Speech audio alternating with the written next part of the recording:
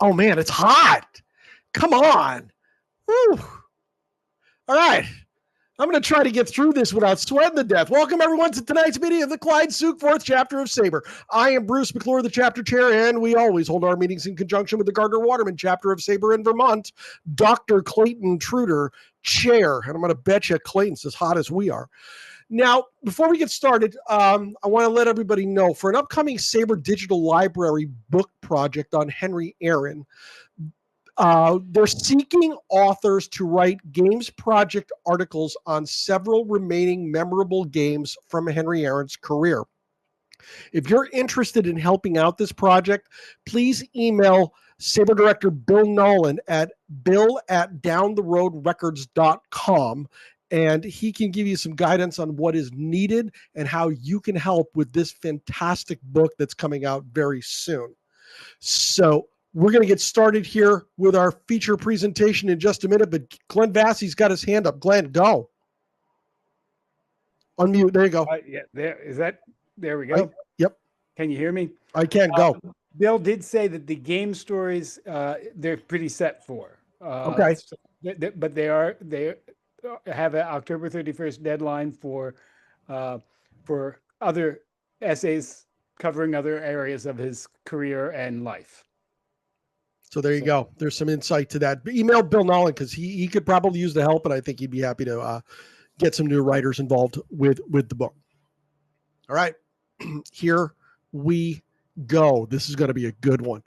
Baseball lost one of its most important and beloved icons when Willie Mays died last June at the age of 93. Mays passed away as the oldest living Hall of Famer at the time, leaving an indelible mark on everyone he came in contact with. Tonight's presentation is a unique look back at a lifetime of fandom of the greatest player there ever was. It will look at how, through words and pictures, how Willie Mays affected the presenter's life. We'll see how, as a child of the 1960s, a love and admiration for Willie began with our guest's father, who remained a Giants fan when they moved out to the left coast. And again, because of his dad, Gary remains a Giants fan to this day. SABR member Gary Mintz is president of the New York Giants Preservation Society and author of the book Baseball from 3,000 Miles Away, The Trials, Tribulations, and Triumphs of Being an East Coast San Francisco Giants Fan. And he's here tonight to give his new presentation, Remembering Willie 1 Year Later, Me, Willie, and the Memory of Willie. Gary Mintz, my friend. Welcome back to Northern New England. How are you? Thank you, Bruce. I am fine. Hope all is well.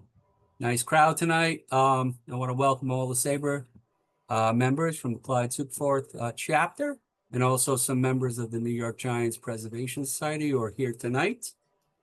This presentation will be looking at Willie Mays from afar, and then eventually, as I got older, maybe a little bit closer. So I am going to share the screen, and of course, what I look for is not here now. So let's just go here. That'll pop up in just a minute.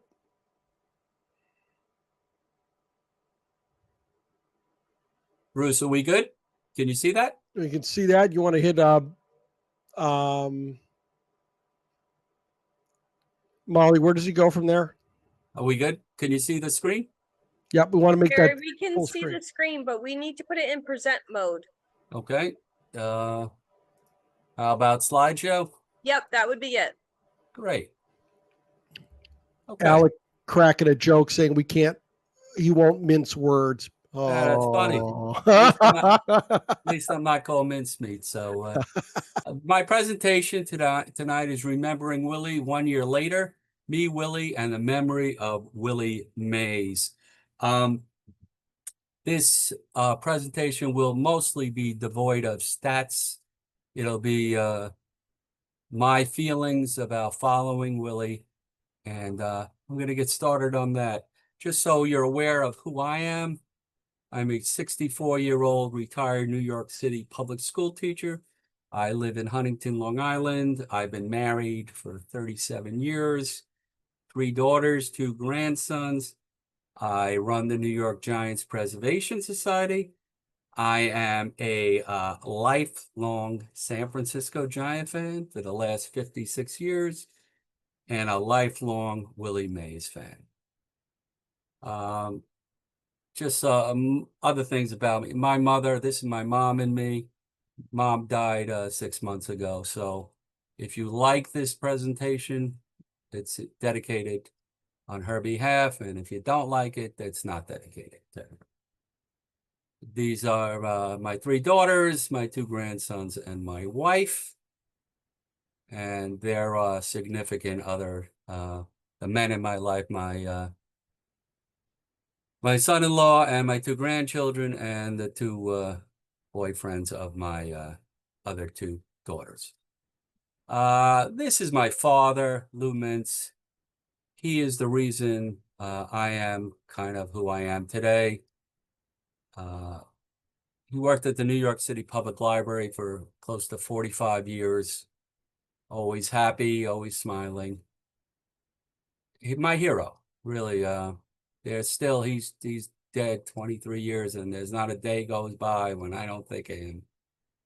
And I became a San Francisco Giant fan and thus a Willie Mays fan because I wanted to be like my father.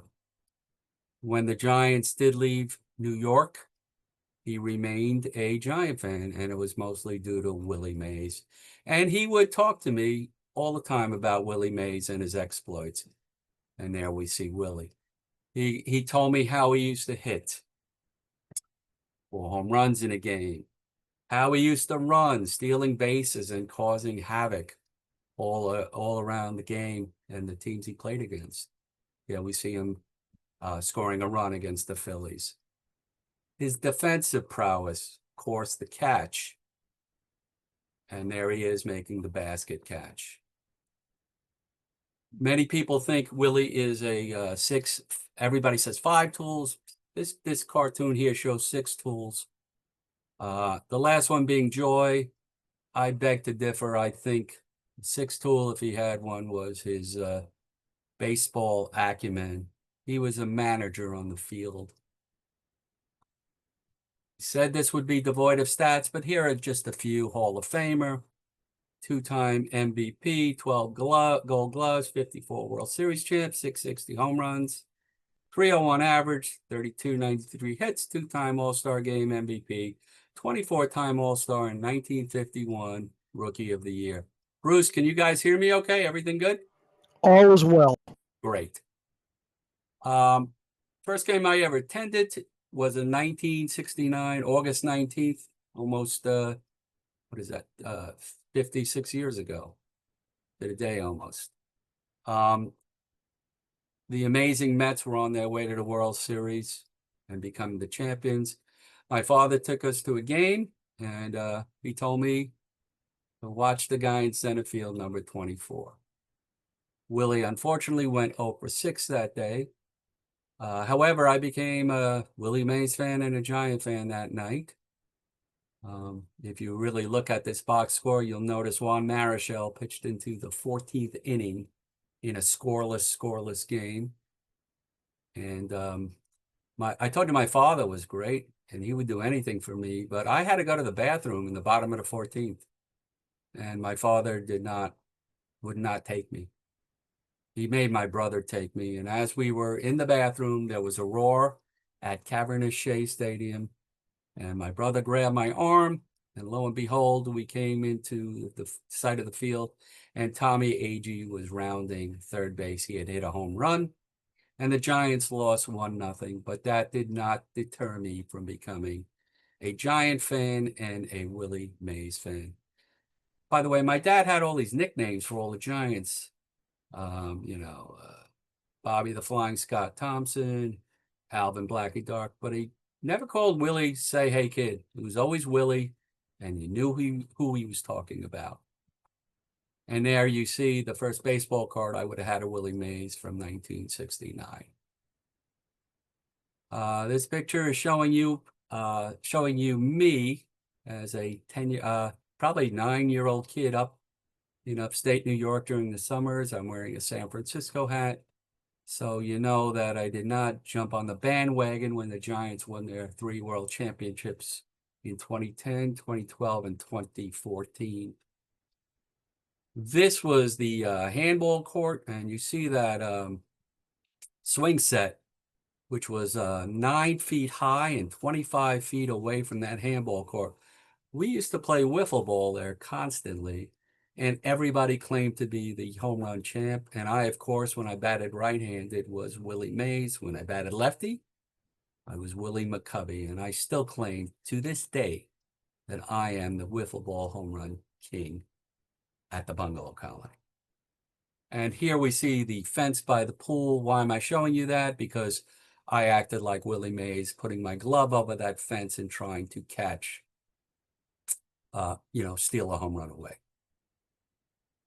As far as any publications and reading material, when I was in elementary school, I religiously took out this book called the Willie Mays album. Why? To get a better understanding of the greatest player my father said there was. And judging from reading this and constantly reading it, it was true.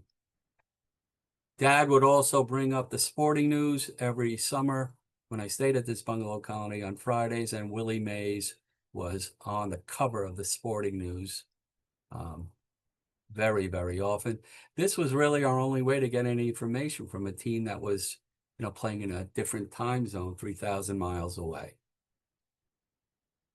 The Daily News used to come out, and during the 72 or 73 season, every Sunday they had caricatures of the Mets, and I love this one of Willie Mays with the Mets making the basket catch. And it says, "Send to the Hall of Fame" on the basket. There weren't many Giant games on. Once in a while, you get a Met Giant game on Channel 9 when they played the Mets. But I distinctly remember this game was on NBC, the game of the week. The Giants were playing the Cincinnati Reds. And Bobby Tolan hit this shot, and Bobby Bonds went back, couldn't get it, and Mays was about 38 years old at the time. Went over Bonds, went over the fence, made the catch, got knocked out, and then Bobby Bonds took the ball out of his glove and showed the umpire that, in fact, it was an out. And it made the cover of the program the following year. And here I'd like to play it for you. If it works. Yeah, there we go. 1970, it was the great one sentence. IOP. Well back. To the fence. Mays. And Mason takes a one-handed catch over the top of the box. It's an incredible catch. And you can imagine, I'm 9 years old watching this on television. My dad was right. This I just took a screenshot. The Giants played in the 1971 playoffs against the Pittsburgh Pirates. That is, in fact, Willie Mays fielding a ball from Roberto Clemente. This was the series that Bob Robertson killed the Giants, and my hopes for seeing a World Series ended in 1971. In 1973, Willie was traded to the Mets, and my father wanted to go to this game. He insisted that we go. He bought 3 tickets. This time I did not go to the bathroom. It was raining all day. We thought the game would be canceled, but it was not canceled. And this is what we saw. The history of the game. There's a drive to left. That's a long hit. Right back and gone.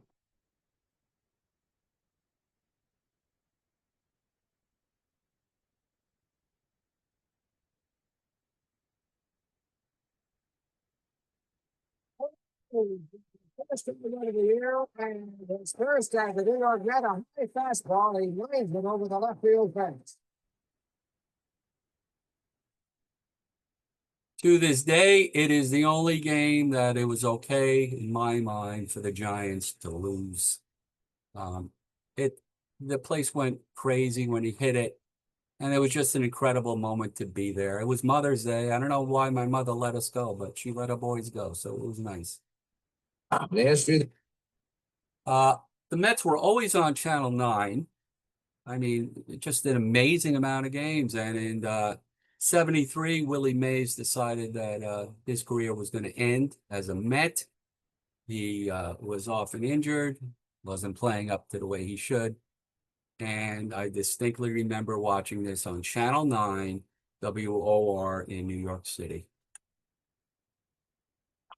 Ladies and gentlemen, Willie Mays.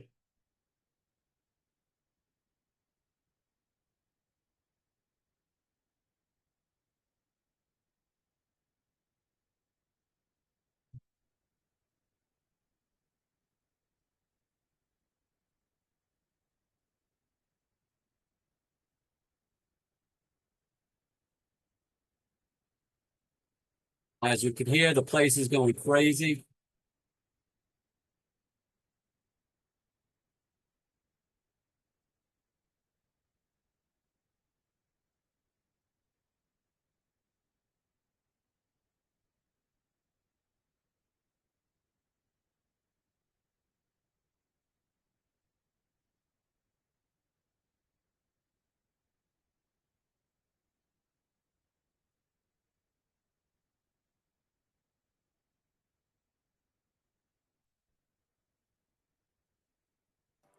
You might be having a little trouble hearing it. Thank you very much.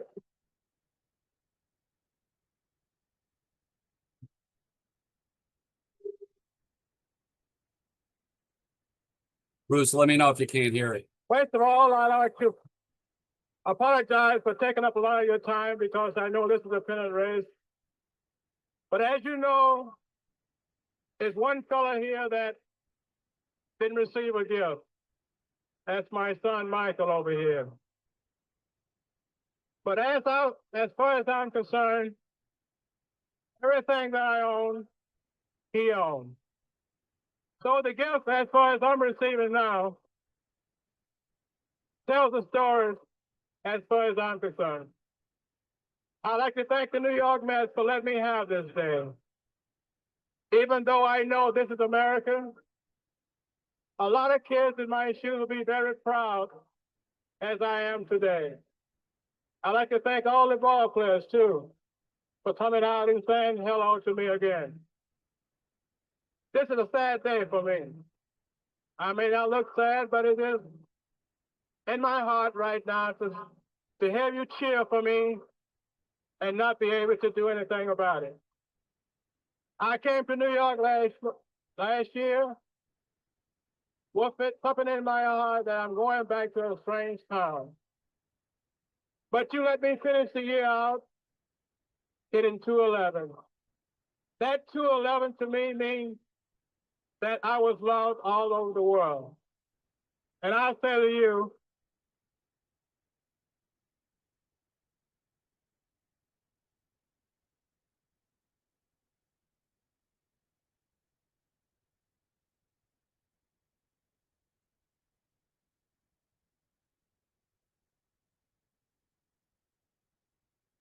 the game of baseball has been great to me. I have just about everything I need. The only thing that I'm looking for out of baseball now is that I can teach other kids to be as great an athlete as I was in my day.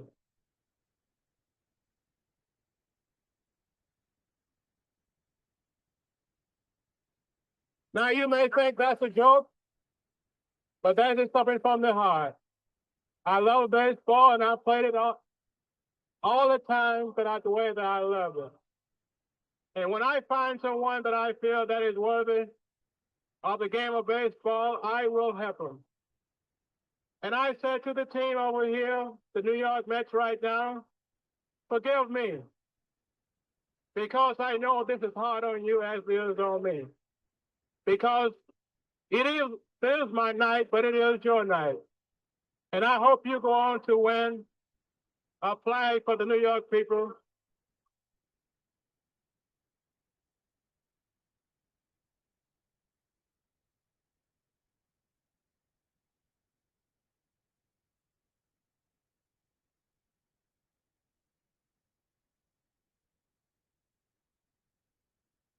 I also want to thank Montreal. ball club for taking so much time out. I know this is a lay on you, and I hope that with my farewell tonight, you would understand what I'm going through right now. Something that I never felt that I would ever quit baseball. But as you know, it always comes a time for someone to get out. And I look at the kids over here, the way they are playing, and the way they are fighting for themselves, tells me one thing. Willie, say goodbye to America. Thank you very much.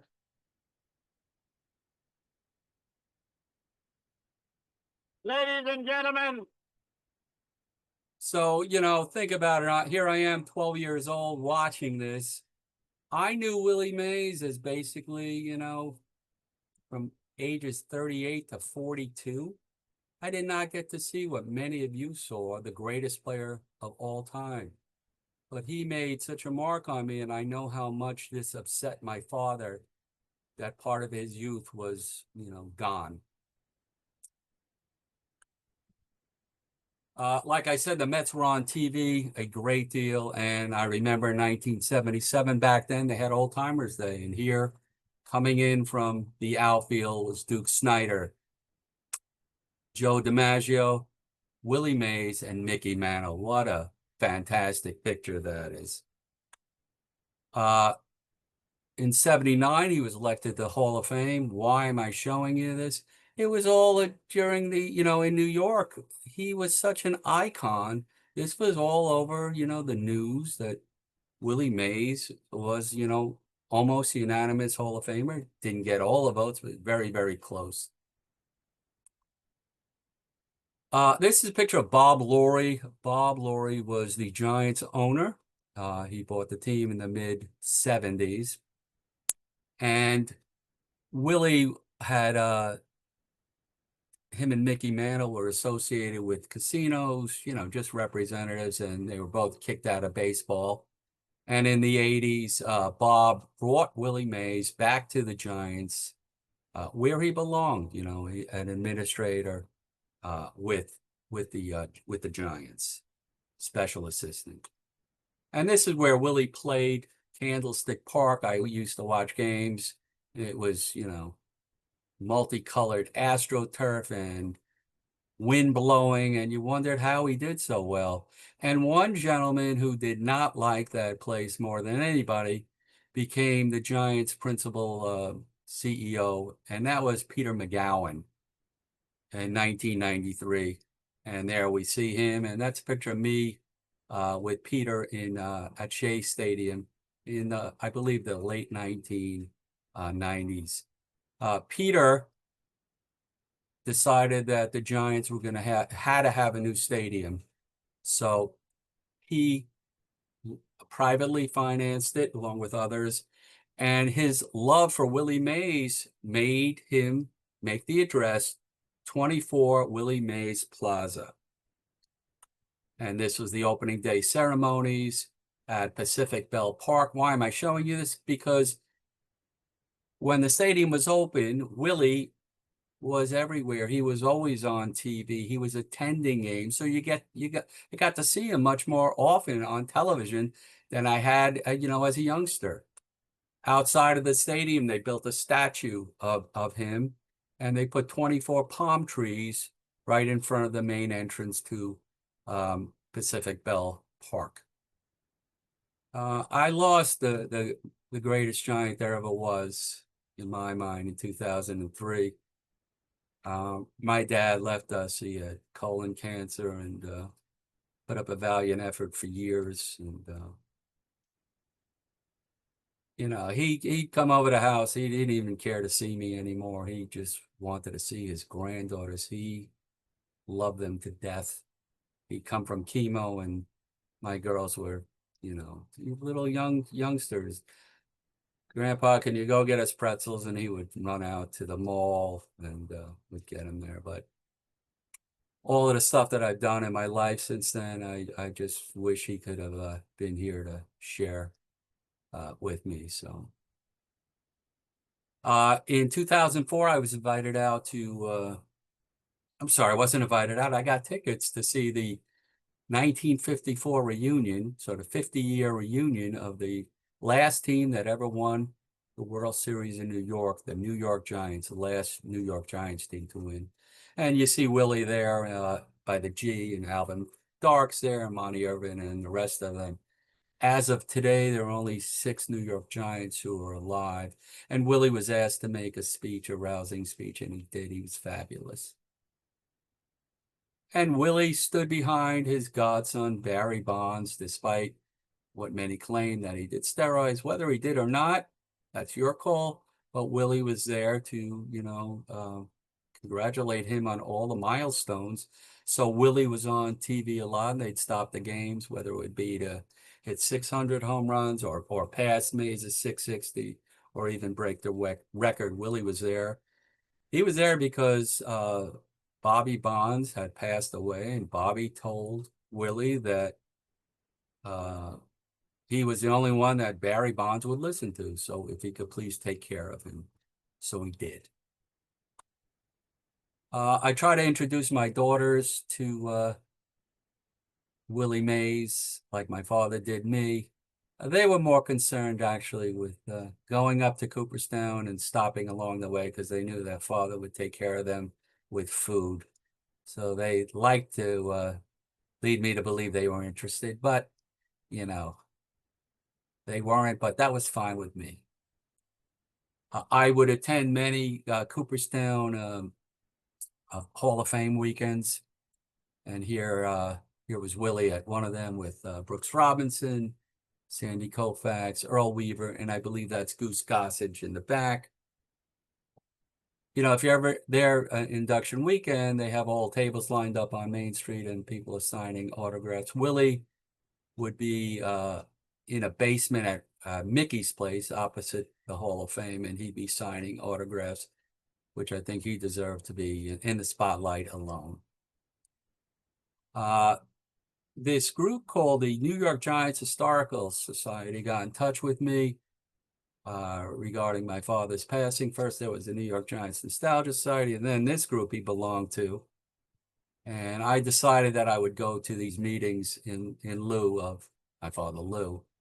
And somehow, in 2010, the Giants won the World Series, and I was able to get our group invited. The main guy felt a little weird about asking the Giants. I did not. I had waited all my life for this to happen, and I could not believe that it happened. And my wife's there with my twin girls, and you cannot wipe that smile off my face. These are 2 of the Giant executives who helped set this up. Stacy Slaughter and Shana Dom, who I am still very friendly with after 15 years. But the main attraction was Willie Mays. Willie showed up. He entered the room, and people were crying. Grown men were crying, and women. They rose to their feet and applauded. Remember, he's 80 years old here, and they don't see him as an 80-year-old. They see him as a 25-year-old in their youth with his hat falling off. And he held an interview with Buster Posey. And he also gave out his biography written by James Hirsch. And I got to tell you, he signed everybody's book. People shook his hand. I shook his hand, and my right hand was engulfed. He had the biggest hands I've ever seen on a person, and maybe that's why he was such a great player.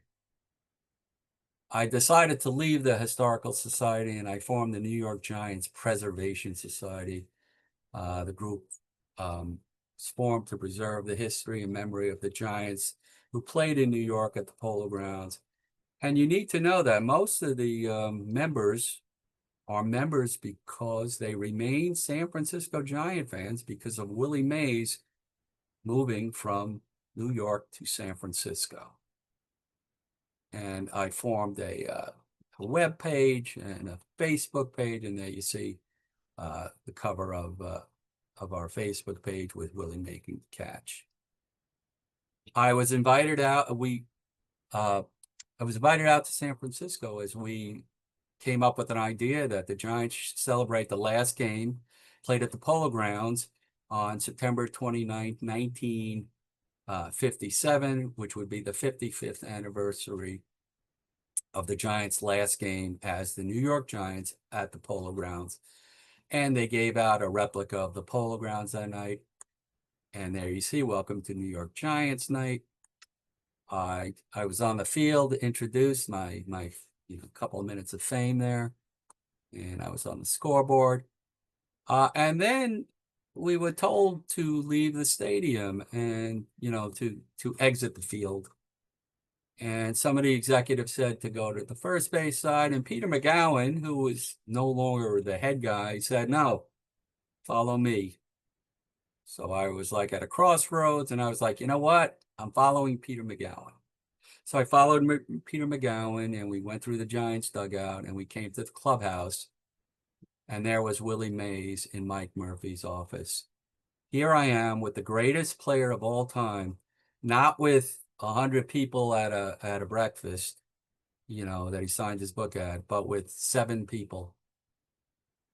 And I'm in a state of awe, and Willie gave us a ball, and he signed the ball, and I told him how much he had meant to my father. And I kept on asking how come my father wasn't here, and I was in his place, but that's just how it was, and I was happy to be there. Somehow the Giants won again in 2012, and in 2013, the Giants brought the trophy back to New York, and Willie came back. And he was in great spirits, and physically he was pretty well, and he was answering questions, sharp as a tack. It was just a great day. And lo and behold, somehow again in 2014, Giants win again, and I'm like, this is incredible. I waited 40 plus years, and now I have 3 world championships in 5 years, and I'm celebrating with my family, but I wish I was celebrating with my dad. Anyway, in 2015, trophy comes back, and there's Willie. This time he was joined by Joe Panic, who made, great defensive play, a double play. So that was just a wonderful time. I suggested to a group that we raise some money and present it to the the Say Hey Foundation, a foundation that Willie was running, and we raised $240.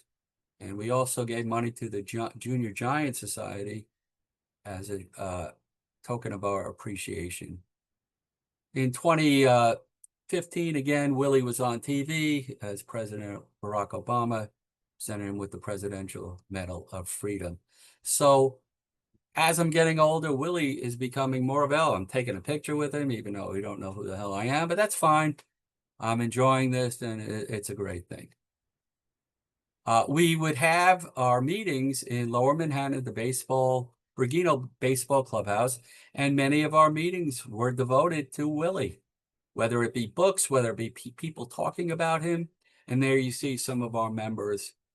After a few years, the clubhouse closed down, and we went to Finnerty's. If you don't know Finnerty's, it's a San Francisco-based bar in Lower Manhattan where a lot of transplants from San Francisco go to watch Giant games, 49er games, Warrior games, Shark games. So we had our meetings here, and it was the same thing. A lot of them about Willie Mays. And there again, you see some of our members there.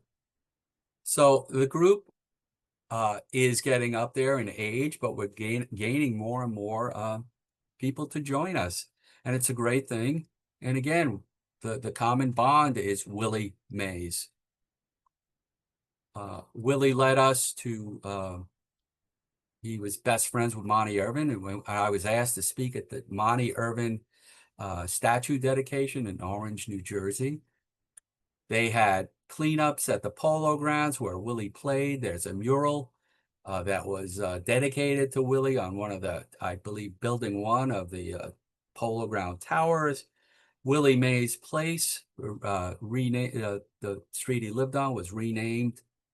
And these were all events that I was invited to. The renaming of the John T. Brush Stairway, where Willie would, the fans would come down, go through the ticket office. Willie lived in an apartment building, basically a block and a half away, and we'll get to that. We rebranded as the New York Giants Preservation Society, decided that it was time for a new logo.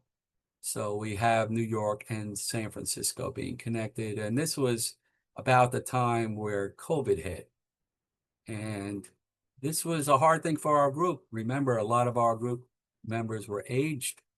And instead of having 3 or 4 meetings a year in Lower Manhattan, this actually was one of the good things that came out of COVID. We became a virtual group. And instead of having 3 or 4 meetings a year, we were having 3 or 4 meetings a month. And there you could see our group now being virtual. And again, one of the ties is Willie Mays. We would have many, many Zooms on Willie. One of the first ones was John Shea, who wrote a great book, Times bestseller, 24 Life Stories and Lessons from the Say Hey Kid. James Hirsch, who we got the book that Willie signed in 2011 after the 2010 World Series. He came and spoke about his book. SABR wrote a book called 5 Tools. As many of you know, many, many chapters by many esteemed writers.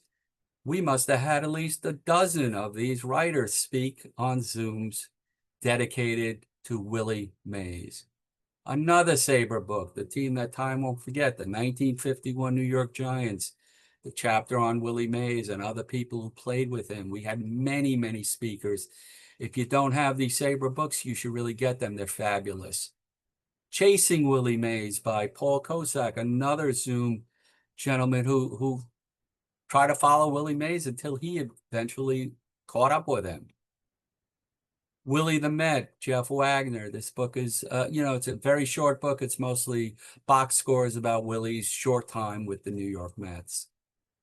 Bruce mentioned I'm an author. My book, Baseball from 3,000 Miles Away. So much about Willie Mays in here because there's so much about my dad in here and about my family and the nonsense they had to put up with their husband or father spending a lot of time rooting on a team that was 3,000 miles away.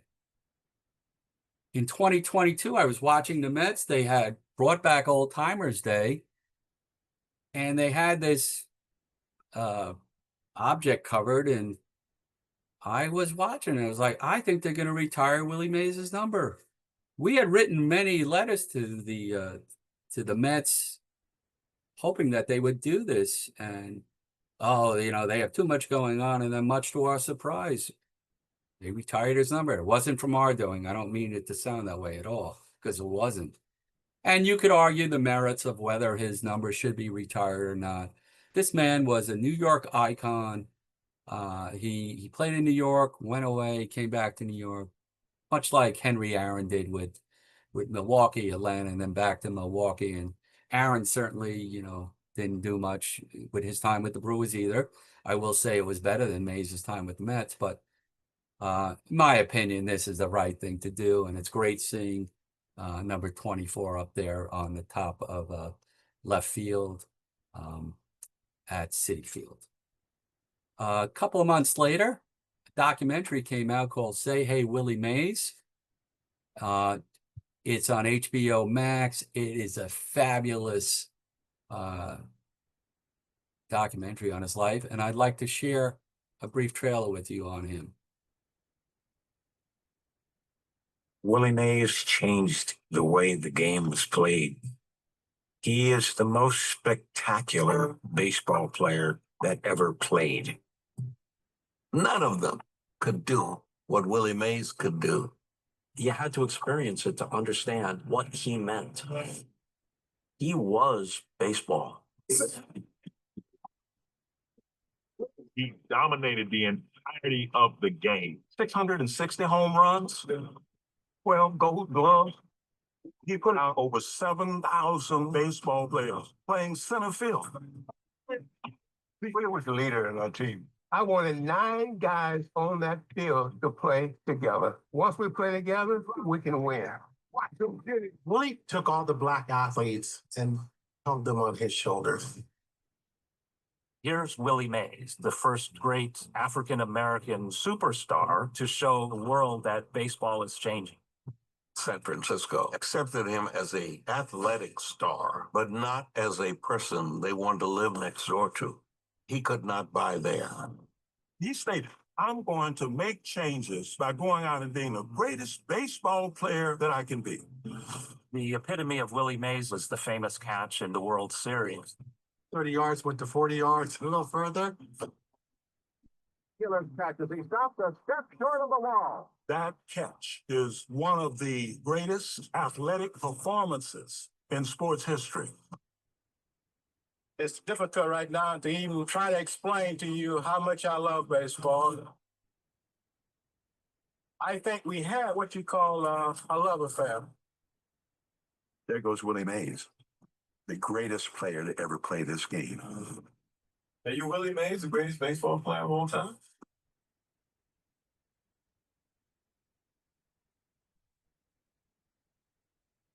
So I believe this was, I'm sorry, I believe this was November 8th in 2022. And then 2 days later, we had a Zoom with the director of that documentary, and it was just unbelievable. We had these people who just premiered their documentary, and then 2 days later, we had them speak to our group and address the group, and it was fabulous. Every May, we would celebrate Mays's birthday with May, the month of Mays. There's a list there of some of the year, the 2023, but in 2021, we actually had his phone number. We called him up to wish him a happy birthday, and his son put him through Michael, and we sang to him, and it was quite nice. In 2023, I led a group of our members to the Polo Grounds Magical History Tour about what the Polo Grounds looks like today. And this is 80 St. Nicholas Place. To the left is where Willie lived while he played for the Giants when he came up. And he would just leave that building and make a right, and the Polo Grounds were over there. And that's when he'd leave the building and go straight. That's where you see those famous shots of him playing stickball. And here you see some of us recreating that.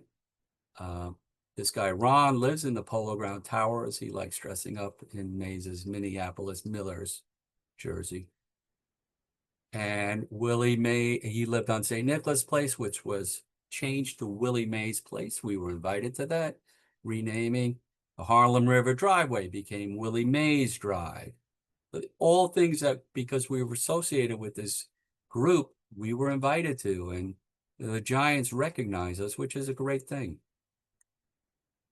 There's a Boys and Girls Club right opposite the Polo Ground Towers where they have murals that kids illustrated, and they're gorgeous. This is on one of the buildings outside. We were invited to this dedication as well. These are some of the signs that are still around, and as you could see, this is in real crappy condition. We're working on trying to get it fixed. I'm hoping there'll be a resolution. We've tried to get the SABR Landmarks Committee involved, and I'm hoping that Willie's son is going to help us out with this. He's been great on this. As you could see, you know, I don't know why they would be proud to have this sign up. Welcome to the Polo Ground Towers. This development was built on the location that Willie Mays and the Giants made famous. And then the laughable part, let's keep it beautiful. They certainly don't keep that sign beautiful. Looks like it's been up for, you know, close to 60 years. It's sun bleached and it looks terrible.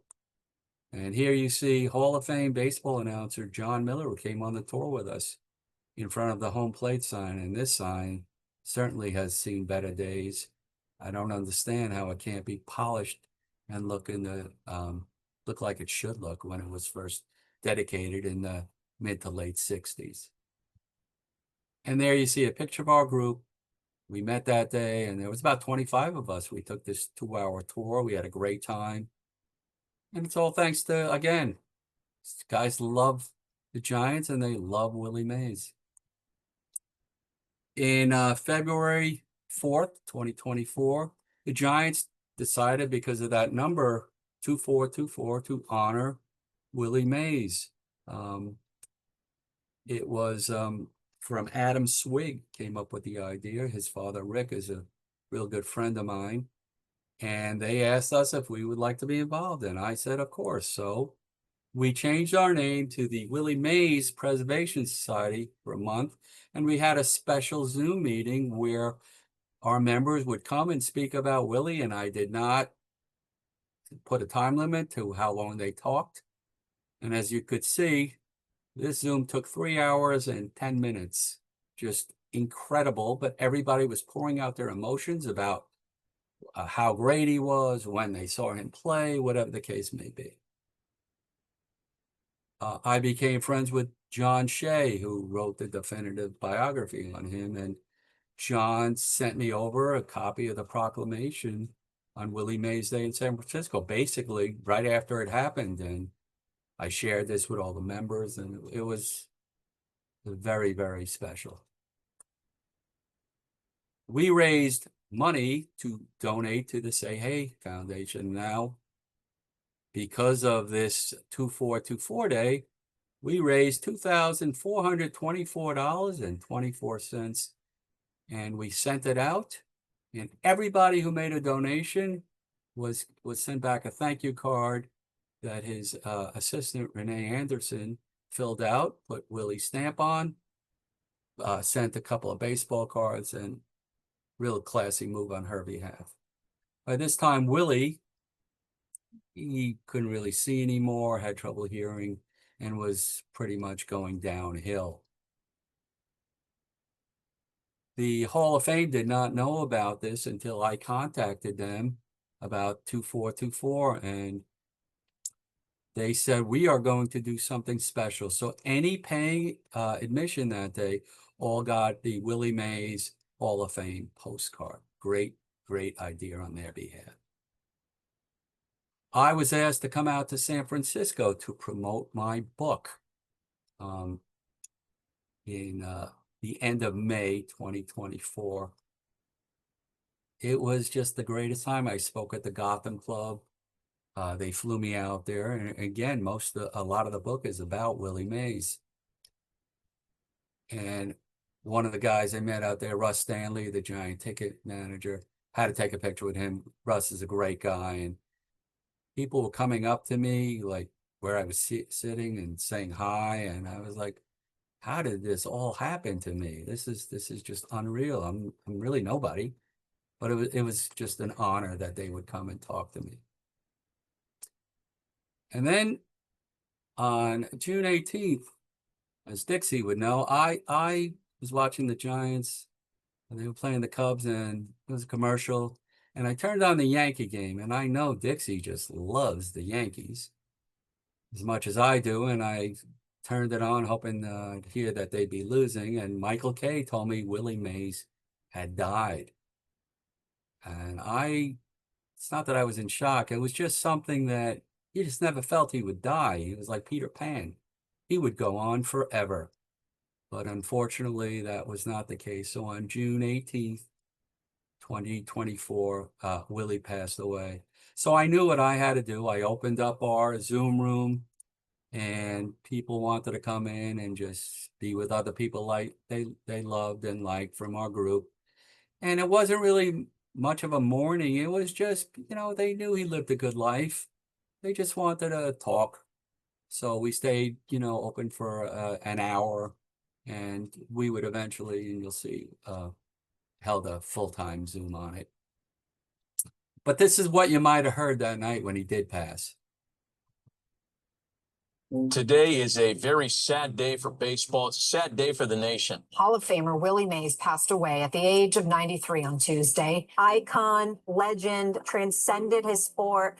For 23 seasons, Willie Mays captivated baseball fans on both coasts. He's the author of one of the singular moments in the game's history and greatest career resumes as well. More than 6 decades later, the catch still resonates. Willie Mays style catch. The Willie Mays. Change the Willie Mays again. he is arguably the greatest all-around player in the history of the game, and he's connected to so much of baseball history. But there was something about him that statistics alone, impressive as they are, can't possibly capture. He was magnetic. He was called the Kid, wearing the hat backwards. That's what Willie Mays did. You could feel how much he enjoyed the game, and that transmitted to fans. If you saw him play, he made you a baseball fan. He made you a Giants fan. Nobody's passion and joy for baseball made more people around the world baseball fans. Birmingham, I've been telling y'all that if there's any way on earth my father could come down here, that he would. Well, he's found another way. Let him hear you. He's listening. They call him the Mexican.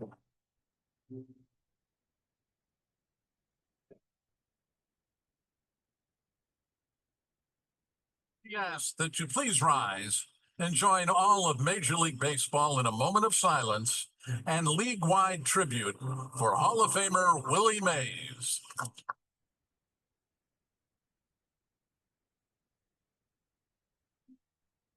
All of us here together are going to just begin the process of honoring, remembering, and celebrating the all-time greatest Giant, the Say Hey Kid, Willie Mays. Because every single one of us who cares about the Giants is a friend of Willie Mays and always will be. Y para honrar la memoria de Willie Mays, cada uno de los jugadores de los Gigantes de San Francisco tiene el número 24 hoy. De las cosas de Willie Mays fueron tantas y tan grandes y tan oportunas, no hay tiempo para contarlas todas. And he would go on to make more fans of this game that we all love together than anybody who has ever lived. We lost our champion, but he'll always be with us forever. Willie Mays, una leyenda del béisbol. He was just friendly, and he just played hard. And he just had all the gifts that you could ever want in one major league player.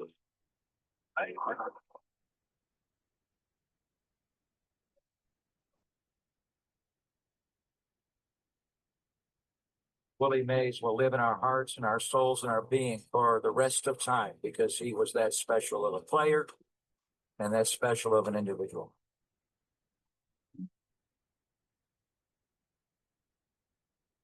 So, like I said, we would have a full members Zoom meeting again where people could say what they want to do, remembering Willie. Unlike the day he died, where, you know, people might have been out, we had already set up something where the date was locked in and we would all be there to support each other and to talk about Willie. Giants wore this Willie Mays patch last year after he passed. Not sure why they're not wearing it this year. I think that would have been the appropriate thing to do, but I do not make the rules up. I write a three time a year newspaper called the Polo Grounder, and we dedicated the whole issue to the life of Willie Mays. A couple of weeks later, I got this email from the Giants to celebrate the life of Willie Mays, to come out to San Francisco on July 8th with a reception to follow. So this wasn't just come to the stadium. This was like a private event after this. And I was like, holy cow. I was just in San Francisco. I got to go back. And I did go back. It was an amazing event. But when I got there, there was a pop-up museum across the street from Oracle Park, it's now called. I met some of our members from the New York Giants Preservation Society. There was still some flowers around the Mays statue, even though he had died basically a month earlier. I took some pictures of some of the plaques hanging around on the stadium walls. I met Chris Spire. Chris Spire was one of my Giant heroes when I grew up and became Giant fan. Him and Bobby Bonds were my favorites. You know, Willie Mays was old, and McCovey and Marichal were also no youngsters. So I had to grab onto two young guys, and Chris Spire was one of the guys. And I got out of the car and I said, if there's one guy I'd love to meet, it'd be Chris Spire. And he was there, and I was dumbfounded. It was great. This was the placard they gave to you saying Oracle Park, July 8th, 2024, when you first signed in outside of the stadium. And they gave you a pin and the program. And then we were left in the left field gate, and they asked us to write something to Willie. So I forgot what I wrote, but I signed it Gary and Willie Mintz.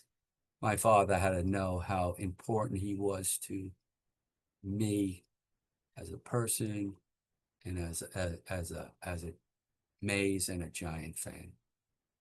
And I walked onto the field, and this is what you saw. And there I am, circled in orange. They opened up the stadium, you know, the bowl of the stadium, but all these luminaries were sitting, you know, on the field, and I don't consider myself a luminary by any stretch of the imagination, but it was just incredible to be there, I got to tell you. And this is what you heard while you were inside. Now, Willie Mays never played in this ballpark, but doesn't it feel like he's in all of us? Now batting, center fielder, Willie Mays. Those words echoed with resonance through our collective baseball souls for parts of 4 decades. Major League Baseball named the World Series Most Valuable Player Award in honor of Willie Mays. There's never been a better representative of baseball's magic than Willie Mays. Willie Mays gave me the chance to realize what real greatness is. And it's a curious combination of intelligence, dedication, the will to win, and a fundamental humility to believe that the effort is the prize. Willie Mays' impact on our culture goes far beyond statistics. Whether you were black or white, everyone could appreciate Willie's unbridled enthusiasm, his work ethic, his inherent dignity and graciousness. Willie Mays' career was one of the foundation stones that would ultimately allow someone like me to even consider running for president of the United States. I've been tremendously blessed to have known Willie for a long time, and we were just like brothers. These were shown on the scoreboard. Tremendously blessed to know him and to have had fellowship with him. I didn't play with Willie Mays. I played against Willie Mays. And the thing I love about Willie is that he'd always ask you, what do you need? And I said to myself, he's been the captain of the team before. Willie Mays should be named general. He should be the general. God looked down on him one day and watched him play and said, boy, I really created a good one there. Willie influence will live in every game, in every milestone, and in every heart that beats for baseball. He was just a dear friend. And I know he's gone, but I'll tell you, he left enough for all of us to hold on to. He and the Giants created the Willie Mays Scholars Program, and he founded the Say Hey Foundation to ensure that his work would go on long after he's gone. Sometimes I think people are great because they were great ball players. Willie Mays was a great ball player because he was a great man. The most gifted baseball player ever in the history of baseball was also the most gifted person I've ever met. Say hey! Say hey! Say hey!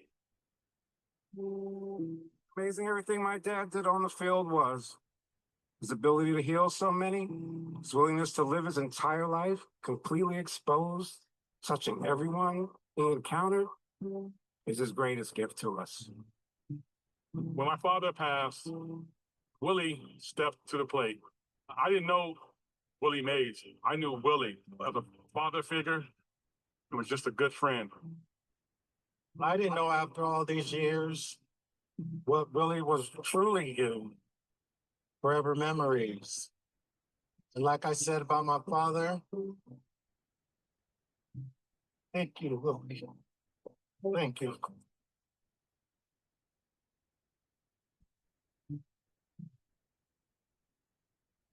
His presence is visible everywhere. So let's not say goodbye. Just farewell.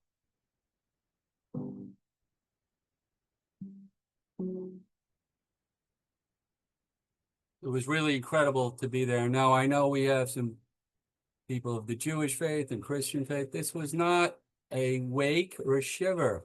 This was to celebrate his life. So everybody was in a good mood. Everybody was taking pictures. Here I am with some of the Preservation Society members who I've become friends with, despite them living in California.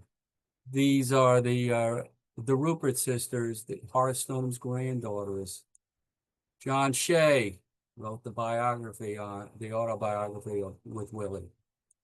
John Miller, Hall of Fame manager, baseball announcer. This is Renee Anderson, Willie's assistant, and helped take care of him for so many years. Michael Mays and Chris Berman from ESPN. Bob Lurie, you saw a picture of a young man. He's 95 years old. What a gentleman. Steve Ravetri, he runs Giant Enterprises, has asked me to come to speak at the Gotham Club and has put me in a suite to watch the Yankees and the Giants play when the Giants went to Yankee Stadium 2 of the last 3 years. What a nice man. Liz Lowry, who helped set up these trophy tours. President Clinton.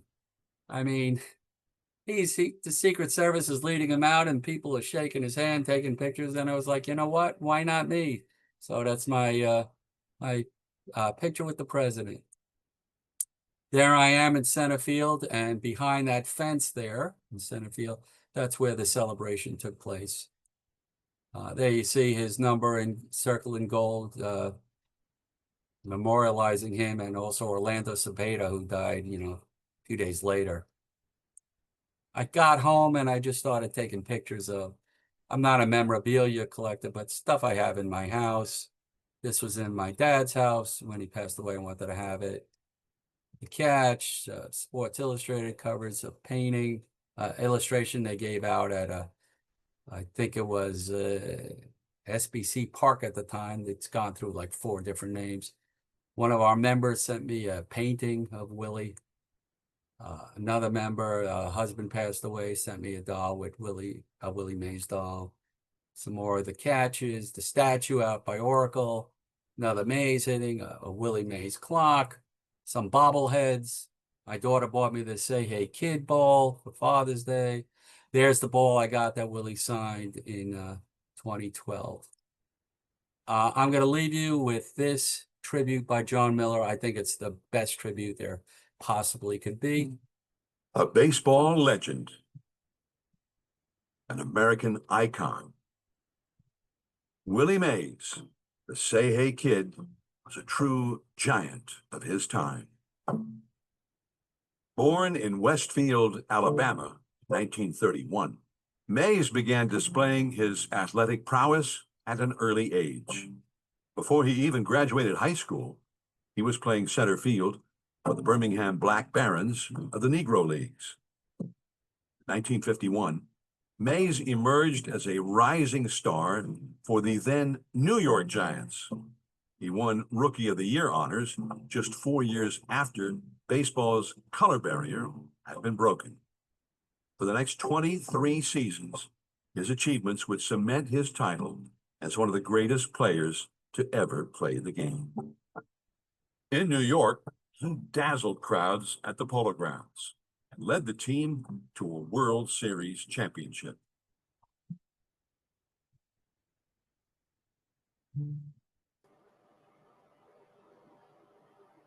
His charisma and joyfulness were infectious. He was often seen playing stickball with kids in the neighborhood. When the Giants moved west in 1958, he brought his exciting brand of baseball to a new audience in San Francisco, making impossible catches, speeding around the bases, launching home runs. Willie's showmanship and style were undeniable. Here's the pitch to Willie.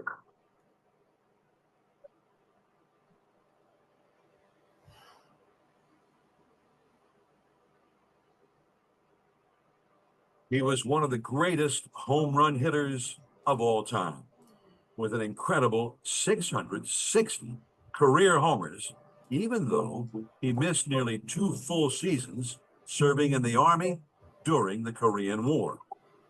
He played in 24 All-Star games, tied for the most in National League history. He won 12 Gold Gloves, and 2 Most Valuable Player awards. But his accomplishments off the field were also impactful. He remained a presence in the Giants clubhouse after his playing days, mentoring hundreds of young players. Forever a kid at heart, he also committed himself to supporting underserved youth throughout the rest of his life.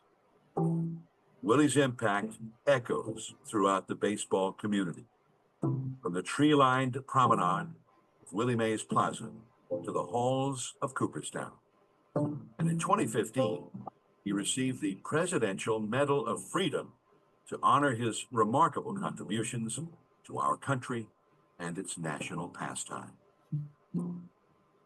As baseball endures, so do Willie's values of consistency, dedication, and courage. With an indelible mark on our hearts, he leaves us with a lasting reminder to work hard and find joy in this great game and this extraordinary life. Say hey, Willie Mays, the best there ever was.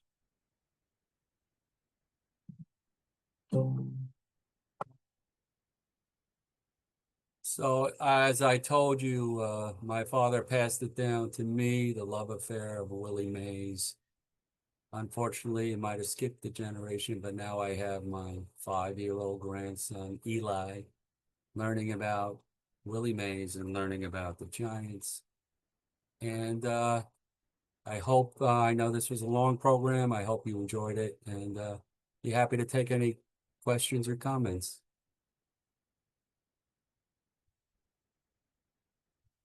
Bruce, you're muted. Drat. So it's a professional act. I mean, really. You and I aren't old enough to have grandkids, Gary. Come on. I mean, really. That's come on. Come on. Stop tripping to us. That's a stock pick. That's not your grandchild. Thank you. Second off, I don't know if you could see this, but this is the one baseball card that I'm awfully proud of. It's really not in the greatest of condition, but I love these Kellogg's cards. And I happened to run across this at an antique store one day, and I probably paid a little bit too much for it, but it's mine and it's on display, darn it. And it's the only Willie Mays card I own. Looks like a good one. When I look at it on my display, because I have a bunch of cards displayed behind me here, including the Bowman Clyde Sukeforth that Dixie gifted me for Christmas last year. That card and this card are my 2 favorites. And hopefully somewhere in the great beyond, my dad is not listening, because if he found out that my favorite card was not of Hank Aaron, he's probably sending the lightning bolts. I noticed that y'all know how to do this, so I don't have to introduce it, but I'm going to do it anyway. If you have a question tonight for our presenter, Gary Mintz, go down to the bottom of the screen and hit the react button. You will see another button marked raise hand. Raise your hand. We will get you in line to ask questions of the great Gary Mintz. First up, gee whiz, it's my wife, Molly. Go. What a nice introduction, dear. Gary, first of all, thank you for the beautiful presentation.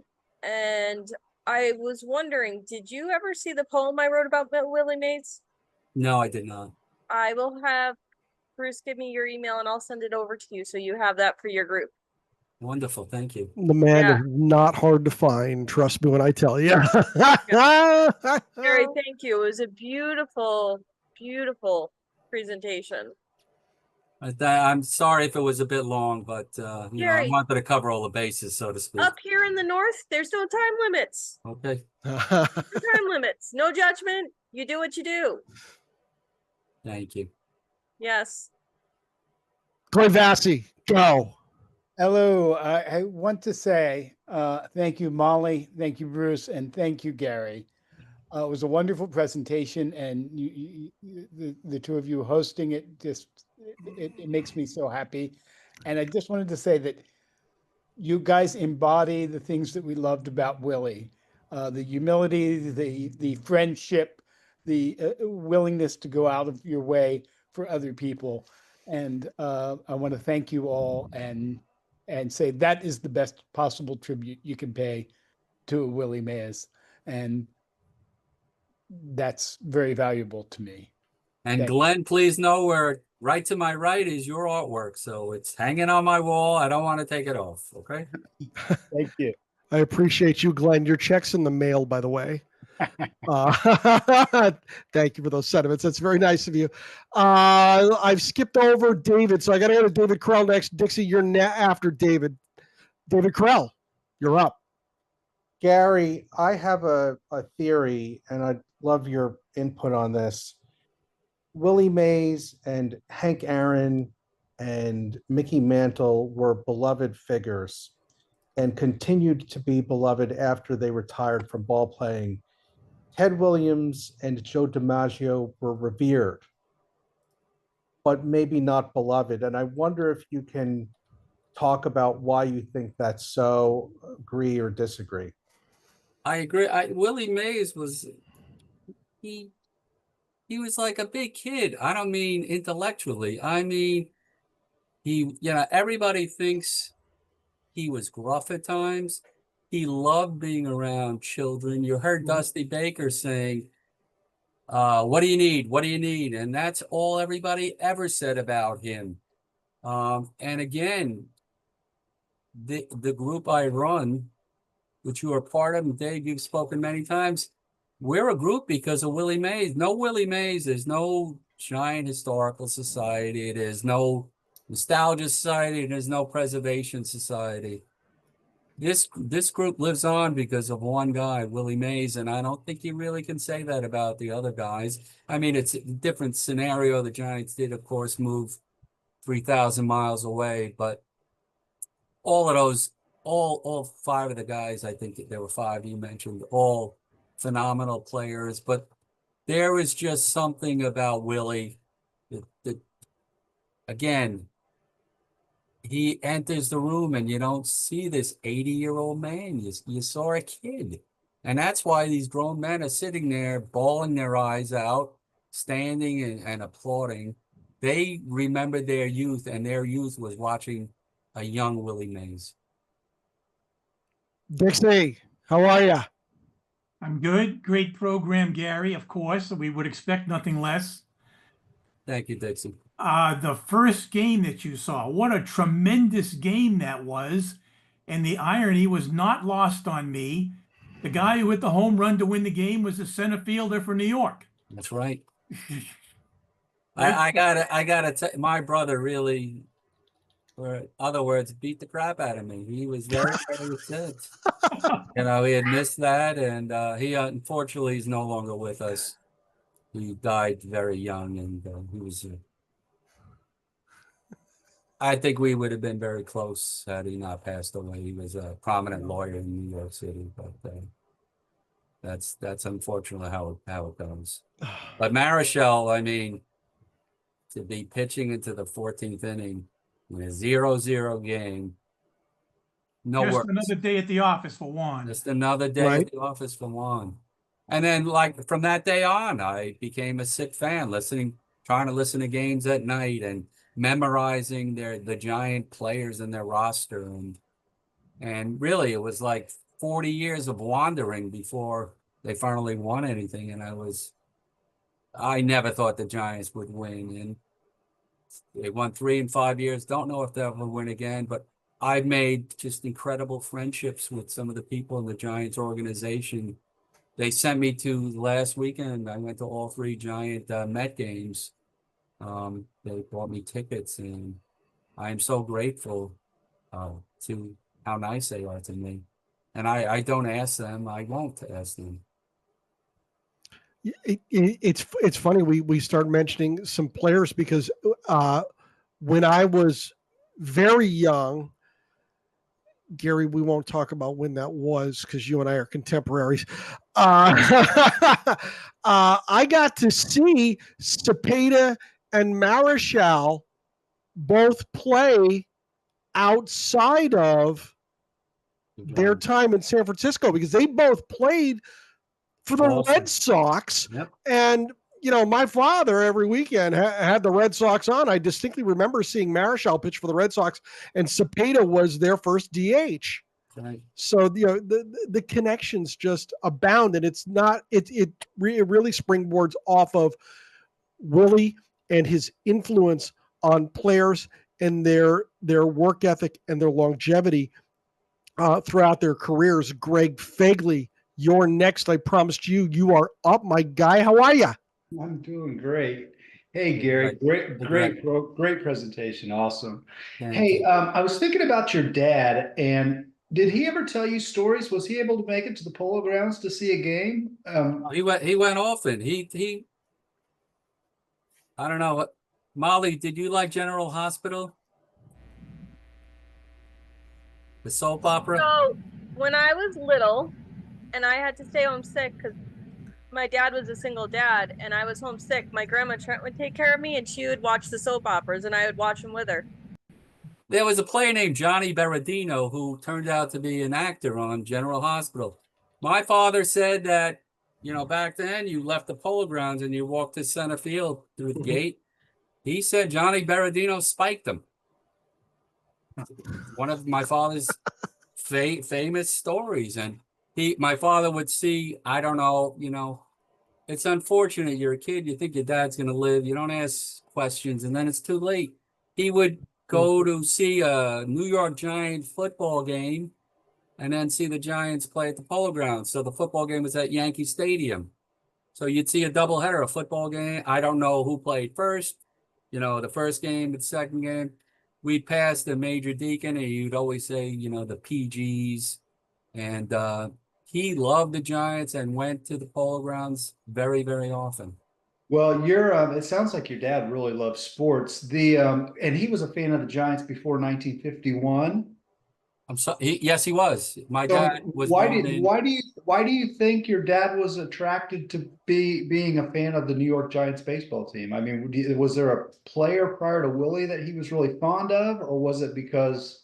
You know, the funny thing, he spent his whole life, you know, before we moved out to Long Island in the Bronx.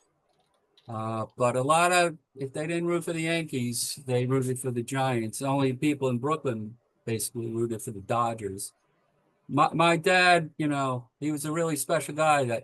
That handball court, he would when we were playing, they always want to take a swing. You know, he was a smooth swinging lefty. I got to tell you, he was real. You know, he was only 67. And do I get sad? Yeah, I do get sad. But he had such an infectious smile that's how I see him. I don't see him suffering from cancer. I see him always smiling. The guy never complained about anything. And he's sitting there dying. How'd the Giants do today? I'd go to see him in the hospital. He played a doubleheader in 1987. He wasn't walking that great that day. Dad, what do you mean you went to the game? They needed me. That's what he tells me. Well, great presentation. I have fantastic memories of my father. Great. Thank you, Gary. You're welcome. Before I go to Ryan, you had talked about the 2 markers that are in New York at Polo Grounds Towers commemorating the old New York Giants. You are working with the Landmarks Committee right now to have those markers restored. Am I correct on that? I sent out a feeler to the landmark committees, seeing if they could find us people who might be interested in the work. Have you found anybody who's interested in the work yet? Yes and no. Couple of people have said they would do it, and then there's a lot involved. I'll bet. Put it that way. It should be these historical pieces, and how the New York City housing department doesn't take care of this themselves is a sin. You can't, you know, the Polo Ground area, people are struggling there. That being said, history is history, and it needs to be preserved. And there's no reason why they should not fix those signs up, because they are part of history. A baseball team did play there. Mm-hmm. Why not have the marker in pristine condition? Mm-hmm. Willie Mays, his name is on a sign. He's no longer with us. If he was with us and knew what that sign looked like, you think he'd be happy about that? Probably not. If you know somebody in the New York City area who can help out Gary with that project, Gary's email is giantsguru@gmail.com. Send him one directly, and if you can help, let's see if we can move that project along. Ryan McClanahan, hit that unmute button. What's going on, my guy? You're the last one tonight. Go. Hey, thank you so much for doing this. This is great. Gary, I'm a real big fan of Willie Mays, but I'm also a really big fan of Monty Irvin as well. And I knew Monty for a couple of years, and I never knew that Monty was a good friend of Willie Mays. It does make sense. Do you know about the relationship between the two men? He treated him. Monty Irvin was like a father figure to Willie. They also opened up a liquor store together. Oh yeah, that's right. Like I said, they dedicated a statue to Monty Irvin that I was asked to speak about. But there's a new biography coming out on by a guy named Duke Goldman on Monty Irvin. I forgot Jerry Eisenberg. Jerry Eisenberg, yeah. Best friends with Monty Irvin, and Jerry has spoken to our group, the Preservation Society, on many occasions about this friendship between him and Monty Irvin. But Willie Mays looked up to Monty Irvin, and it was upsetting, I think, to Willie and to John Shea that there wasn't enough in the documentary about that relationship. Originally, that documentary was supposed to be like an 8-part series, like 2 hours each, but they made it into what it is. And if you have HBO Max, you really need to see that if you haven't. It's fabulous. Awesome. Thank you so much. You are so welcome. Let's get Dixie in for one last one. Dixie, go. As for your father being a great man, by definition, that must be true. He was a librarian for 45 years. You know, game, set, match. When you hear the word librarian, you think about somebody checking out books. That was not my father was in charge of the stacks and maintenance, and I don't mean cleaning the floor. If you know about the New York Public Library in Bryant Park, there are more than 1 million books down there, and my father was instrumental in having that built onto Bryant Park. So the next time you're at Bryant Park and you're stepping on the grass, think about how many books are underneath that grass. I've only been there once, but every SABR member, every single SABR member who has ever done 1 minute of research loves librarians. One last thing, this guy somehow wrote this thing about my father, and he said he only remembered he was in there on May 21st, 1961 on a Sunday, and he was working, and then he got a phone call saying his kid was about to be born. And I looked it up, and May 21st, 1961 was a Sunday, and that kid was me. So it was too funny. So, but again, you know, if any of your fathers are alive, make sure you're asking questions, and, you know, don't let time, you know, all this trivial shit, excuse my language.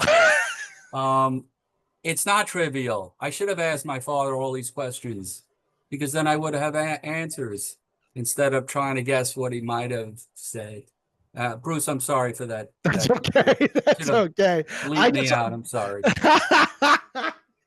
Before we take this one out, I just want to give a shout out to the Clyde Sukeforth chapter's favorite librarian, the patron saint of baseball research herself, Cassidy Lent. She's the head librarian at the National Baseball Hall of Fame and Museum in Cooperstown, New York. Cassidy, I know you watch a lot of these programs. I hope you're watching this one. We love you to death, and we appreciate everything you do for us and for SABR. Having said that, join us not Wednesday. I moved this meeting to accommodate the Founders Day presentation that National is giving Wednesday night. We're meeting again Thursday, August 14th at 7 o'clock, when we're going to have a very special presentation thanks to Bill Nolan and the Boston chapter.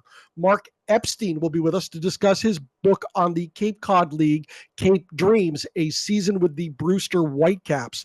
The sign-up link is available in the chapter meeting booklet and at the SABR events calendar. And finally, if you're a baseball fan watching on YouTube and you like what you see, please like this video and subscribe to our channel to be alerted to each of our weekly uploads. And if you are not yet a member, you need to join the Society for American Baseball Research, the premier baseball community. Offering an amazing baseball buffet of options to explore your fandom, SABR boasts more than 35 different research committees, over 80 regional chapters, and innumerable opportunities to connect with baseball minds across the world, just like Gary Mintz. For more information, go to SABR.org today. Gary Mintz, you're exceptional. That was poignant and beautiful. Thank you very much. Thank you for having me. I hope everybody enjoyed it. Good night, everybody. Can't tell you how much we appreciate you, man. Let's get everybody out of here. We're going to see everybody Wednesday for Founders Day and Thursday back here. Have a good night, everybody. Good night.